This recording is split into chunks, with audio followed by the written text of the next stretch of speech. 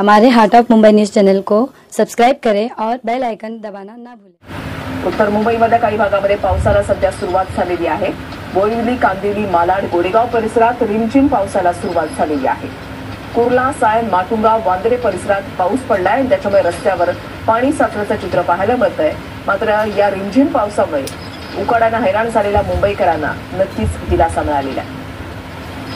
ही तीन दृश्य आपण पाहताय। उत्तर मुंबईमध्ये पावसाला सुरुवात झाली, वातावरणामध्ये गारवा निर्माण झालाय। माटुंगा परिसरामध्ये मात्र रस्त्यावर पाणी साचल्याचं पाहायला मिळालं। कुर्ला, सायन, माटुंगा, वांद्रे परिसरात रिमझिम पाऊस झाला।